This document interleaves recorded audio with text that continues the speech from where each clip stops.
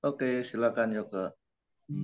Oke, selamat pagi Bapak Ibu Saudara. Kembali kita sama-sama datang kepada Tuhan pagi hari ini. Kita bersatu dalam doa. Bapak, kembali kami bersyukur Tuhan buat hari yang baru, buat penyertaan yang baru. Pagi hari ini kembali Tuhan kami mau berjumpa dengan Engkau, sumber kekuatan kami, tempat perlindungan dalam kehidupan kami. Terima kasih Tuhan, jumpai kami. Kami rindu menikmati hadirat-Mu bersama-sama. Terima kasih Tuhan Yesus.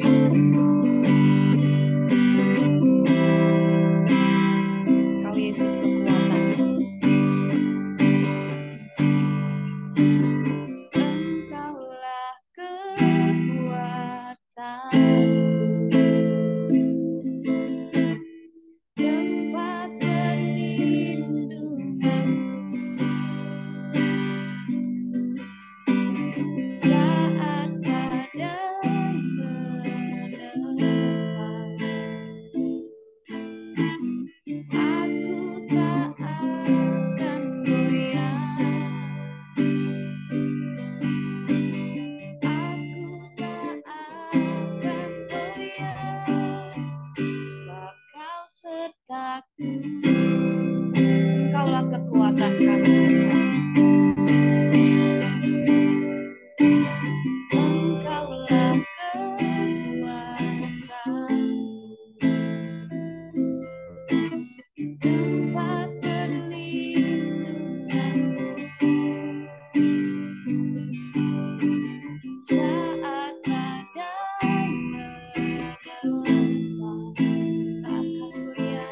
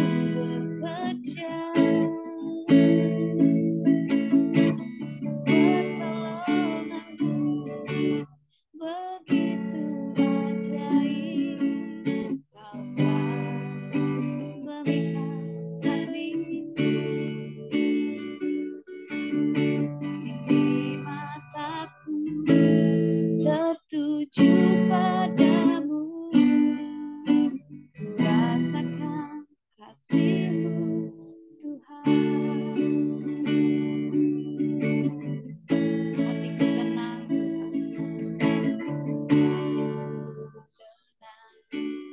berada dekat-Mu, Kaulah jawaban hidup.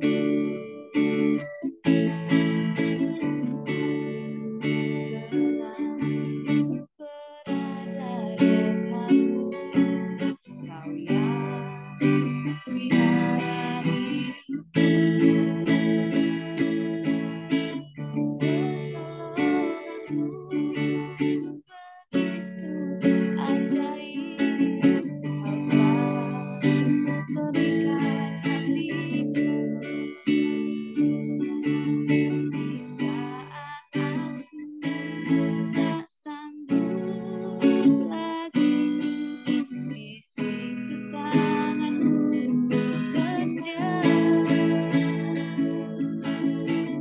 Pertolongan-Mu begitu ajaib, Kaulah memikat hatiku. Di mataku tertuju padamu, ku rasakan kasih-Mu Tuhan.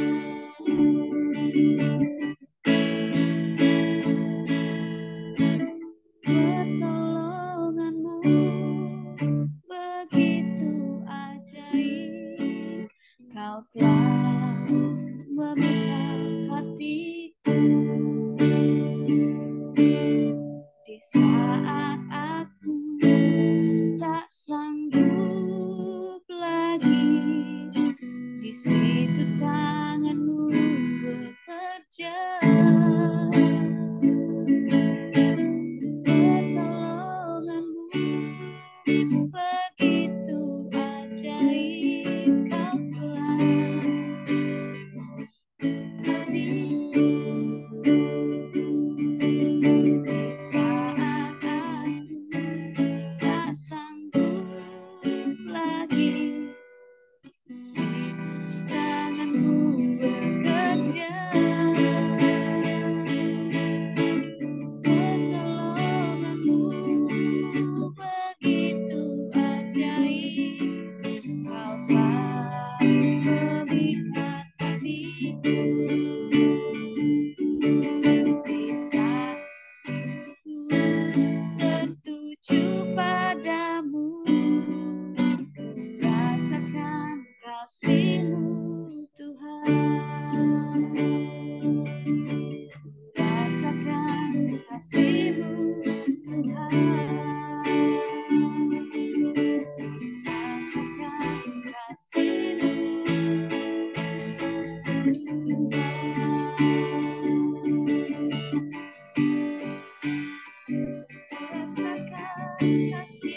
Tuhan.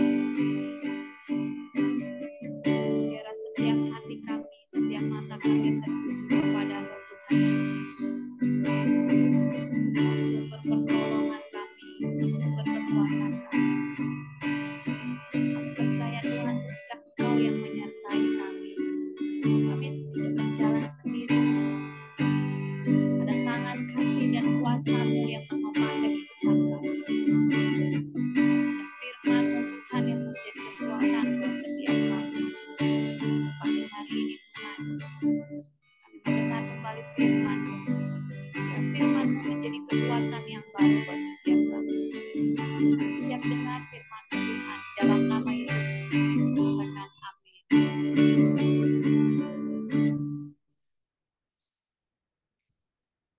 Oke, Pak Yosia silakan. Apakah Pak Yosia sudah join? Oke, baik. Selamat pagi, teman-teman. Pagi. Ya, pagi hari ini kita sudah sampai kepada eh, 2 Tawarik, pasalnya yang ke-33. Ya, baik, saya baca ya.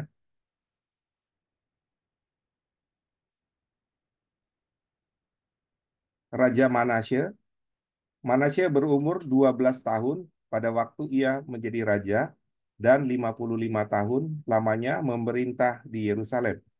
Ia melakukan apa yang jahat di mata Tuhan, sesuai dengan perbuatan keji bangsa-bangsa yang telah dihalaukan Tuhan dari depan orang Israel. Ia mendirikan kembali bukit-bukit pengorbanan yang telah dirobohkan oleh Hizkia ayahnya. Ia membangun mezbah-mezbah untuk para Baal, membuat patung-patung Asyera dan sujud menyembah kepada segenap tentara langit dan beribadah kepadanya. Ia mendirikan mezbah-mezbah di rumah Tuhan, walaupun sehubungan dengan rumah itu, Tuhan telah berfirman di Yerusalem, namaku akan tinggal untuk selama-lamanya. Ayat 5, ia mendirikan juga mezbah-mezbah bagi segenap tentara langit di kedua pelataran rumah Tuhan.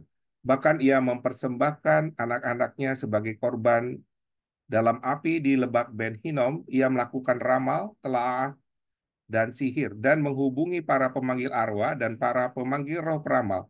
Ia melakukan banyak yang jahat di mata Tuhan, sehingga ia menimbulkan sakit hati Tuhan. Ayat 7, ia menaruhkan juga patung berhala yang telah dibuatnya dalam rumah Allah, walaupun Allah telah berfirman kepada Daud dan kepada Salomo anaknya, dalam rumah ini dan di Yerusalem yang telah kupilih dari antara segala suku bangsa, aku akan menaruh namaku untuk selama-lamanya. Aku tidak membuat pula orang Israel berjejak keluar dari tanah yang telah kutentukan untuk nenek moyangmu, asal saja mereka melakukan dengan setia segala yang telah kuperintahkan kepada mereka dengan perantara Musa, yakni segala hukum, ketetapan, dan peraturan. Tetapi Manasye menyesatkan Yehuda dan penduduk Yerusalem sehingga mereka melakukan yang jahat lebih daripada bangsa-bangsa yang telah dipunahkan oleh Tuhan di depan orang Israel. Kemudian berfirmanlah Tuhan kepada Manasye dan rakyatnya, tetapi mereka menghiraukannya. Ya, kalau kita baca ya dari perikop ini masih kelanjutan dari pasal yang ke-32. Ya, jadi Manasye, siapa Manasye ini adalah anak dari Raja Hizkia. Kita tahu Raja Hizkia adalah raja yang setia dan taat kepada Tuhan.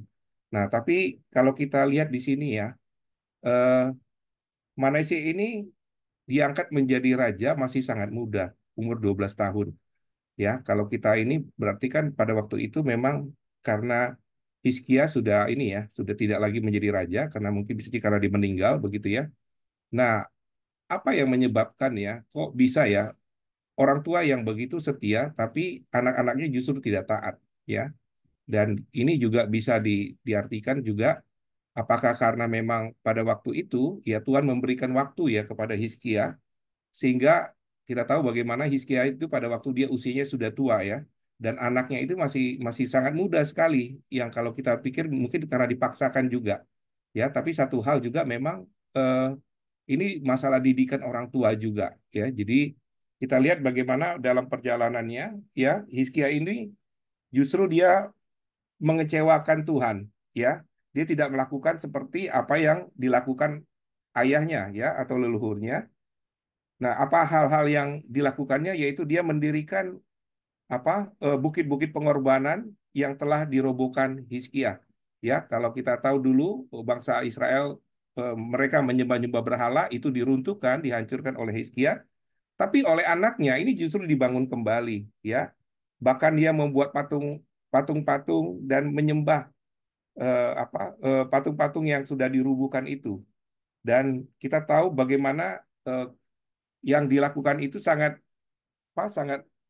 membuat hati Tuhan kecewa, yaitu dia mempersembahkan anak-anaknya sebagai korban ya, dan sebagai korban maksudnya anak-anak ini dibakar hidup-hidup begitu ya. Dan juga melakukan meramal-meramal ya, membuat perbuatan sihir ya, bahkan memanggil roh-roh arwah orang mati di sini ya. Dan dia juga kalau kita baca perbuatannya itu bukan hanya berdampak kepada dirinya atau keluarganya sendiri. Kalau kita baca di ayat ke-9, tetapi Manase menyesatkan Yehuda dan penduduk Yerusalem sehingga melakukan hal yang lebih jahat daripada bangsa-bangsa. Jadi bukan hanya berdampak kepada raja, kepada seluruh rakyat yang dipimpinnya, dia juga meniru hal-hal yang jahat yang dilakukan oleh rajanya. Bahkan dibilang bahwa kejahatannya melebihi bangsa-bangsa yang tidak mengenal Tuhan, bangsa-bangsa yang pernah dihukum oleh Tuhan karena kejahatan kekejiannya, bahkan mereka lebih buruk daripada itu. Nah, kalau kita baca di ayat ke-10, ini Tuhan juga sudah mengingatkan, ya tentu mengingatnya itu pasti melalui para nabi-nabi, melalui para imamnya, dan mereka justru tidak menghiraukan. Ya, nah apa dampak dari semuanya itu? Ya, kalau kita baca di ayat ke-11, ya Tuhan mendatangkan panglima tentara Raja Asyur yang menangkap Manasya dengan kaitan dan membelenggunya dengan rantai. Ya, artinya kita bayangkan kalau rantai itu kalau penjahat di kita itu kan pakai tag ya, hanya tangannya yang kan. Ini kalau pakai rantai berarti kan bukan ikat di tangan ini, berarti ikat di leher ya. Mungkin seperti hewan begitu ya, dia digiring, dipermalukan ya. Eh, kita lihat bagaimana apa Tuhan juga merendahkan orang-orang yang tidak setia kepadanya. Dia tidak peduli itu raja, ya, dia tidak peduli juga latar belakang ayahnya seperti apa sekalipun taat, ya. Tetapi ketika apa eh, seorang raja tidak taat, ya Tuhan memakai bangsa lain untuk apa dikatakan untuk membelenggunya dengan rantai tembaga dan membawanya ke Babel. Nah, jadi kisahnya ini memang rajanya sudah ditawan, ya, bukan hanya dikalahkan ya, tetapi ditawan di Babel. Nah, tapi hal yang kita lihat ya, kalau di ayat yang ke-12 ya, dikatakan bahwa dalam keadaan yang mendesak ini ya eh, ia melunakkan hati Tuhan. Allah sangat merendahkan diri di hadapan nenek moyang dan kita lihat bagaimana dia berdoa kepada. Maka Tuhan mengabulkan doanya dan mendengarkan permohonannya dan membawa kembali ke Yerusalem, memulihkan kedudukannya sebagai raja, dan Manasye mengakui bahwa Tuhan itu adalah Allah. Ya, nah kita lihat bagaimana Tuhan mengizinkan dia mengalami penderitaan, dia harus menjadi tawanan, tapi di saat itulah dia berbalik dan dia bertobat. Ya, nah satu hal yang dapat kita pelajari di sini apa ya? Eh, Seburuk apapun ya perbuatan kita, kalau kita baca dengan firman Tuhan di 1 Yohanes 1 ayat 9, ya, jika kita mengaku dosa kita, maka Ia adalah Tuhan yang setia dan adil, sehingga Ia mengampuni segala dosa kita dan menyucikan kita dari segala kejahatan. Ya, apa yang dilakukan oleh Manasya ini, ya, sekalipun dia ditawan, ya, dia mengaku dosanya, dia bertobat atas perbuatannya, ya, tetapi Tuhan itu tetap setia, ya. Bagaimana eh, kalau saya bacakan ya, saya lanjutkan ayat 13 sampai seterusnya. Dan berdoa kepadanya, maka Tuhan mengabulkan doanya dan mendengarkan permohonannya. Ia membawanya kembali ke Yerusalem dan memulihkan kedudukannya sebagai raja. Dan Manasye mengakui bahwa Tuhan itu adalah Allah. Jadi Tuhan mengembalikan kembali kedudukannya ketika dia bertobat. Ya, Tuhan itu memang setia. Sekalipun kita tidak setia, Tuhan itu setia. Artinya apa?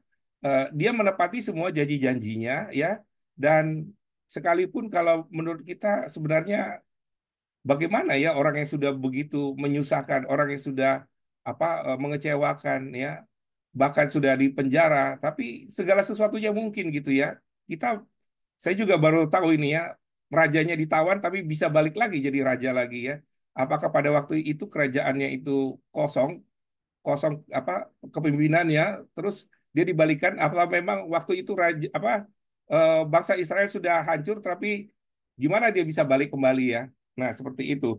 Dan di ayat ke-15 saya bacakan apa yang dilakukan oleh Manasye ialah menjauhkan allah-allah asing dan berhala dari rumah Tuhan. Juga segala mezbah yang didirikannya di atas gunung rumah Tuhan dan di Yerusalem dan membuangnya ke luar kota. Ia menegakkan kembali mezbah Tuhan, mempersembahkan korban keselamatan dan korban syukuran di atasnya, menyerukan kepada Yehuda untuk beribadah kepada Tuhan Allah Israel. Walaupun demikian, rakyat masih mempersembahkan korban di bukit-bukit pengorbanan, tetapi hanya kepada Tuhan Allah mereka. Selebihnya dari riwayat Manasye, doanya kepada Allah dan ucapan para pelihat berkata kepadanya, dengan nama Tuhan Allah Israel, sesungguhnya semuanya itu terdapat di dalam riwayat raya-raya Israel. Doa dan pengabulan doanya, segala dosa, ketidaksetiaannya semua tepat di mana ia telah membangun bukit pengorbanan serta mendirikan tiang-tiang berhala. Ya, nah di sini kita lihat ya bagaimana pertobatan dari seorang raja itu berdampak kepada rakyatnya. Ya, satu hal yang bisa kita pelajari juga kemarin dalam camp bahwa seorang pria itu adalah sumber, ya. Dia juga harus berfungsi sebagai imam, sebagai nabi dan sebagai raja. Ya, jadi kalau sumbernya sudah benar, ya, maka satu keluarga pun akan dipulihkan. Tetapi kalau sumbernya tidak benar, ya, maka satu keluarga itu juga bermasalah pada akhirnya, ya. Nah, di pas ayat yang 21 ya saya lanjutkan mengenai Raja Adnon, ya.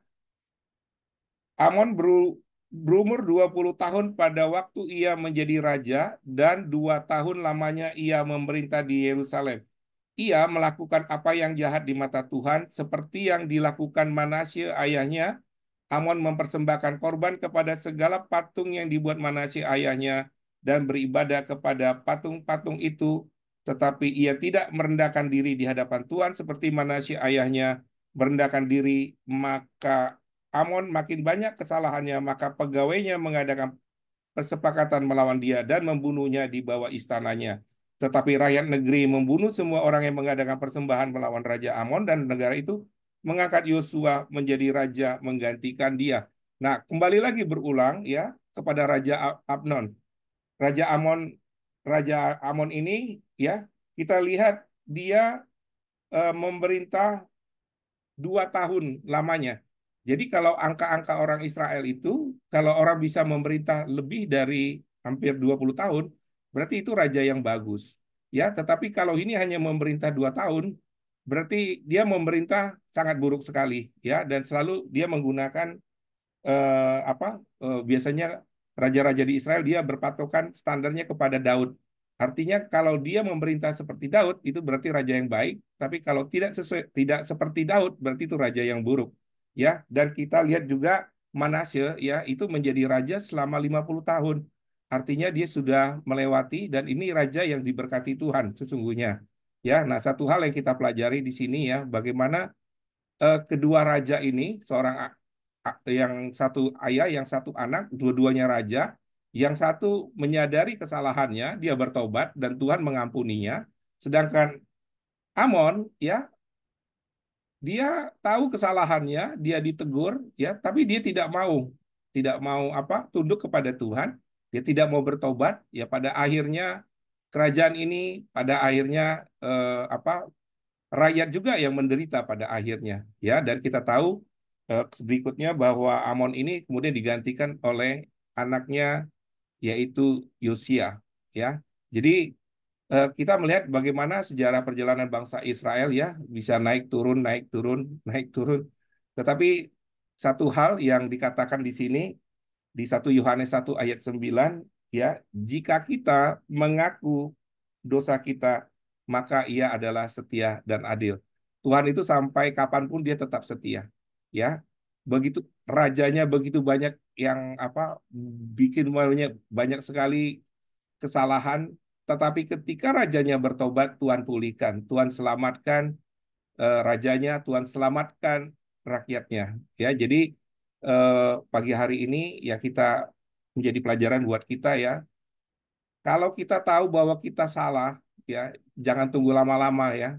Cepatlah bertobat, ya, karena Tuhan itu adalah setia dan adil, ya. Jangan sampai kita sudah habis waktunya, tidak ada kesempatan untuk bertobat, lalu selesai semuanya. Ya, itu Pak Heri yang bisa saya sharingkan pada pagi hari ini. Oke, terima kasih untuk Pak Yosia buat sharing firman Tuhan. Jadi ini sebuah nasihat bagi setiap kita. Memang terkadang dalam hidup ini kita masih bisa melakukan kesalahan. Bahkan terkadang masih bisa terseret kepada melakukan dosa. Walaupun berkali-kali saya katakan seharusnya fokus hidup kita. Kita sadar kita menerima kasih karunia yang berlimpah-limpah.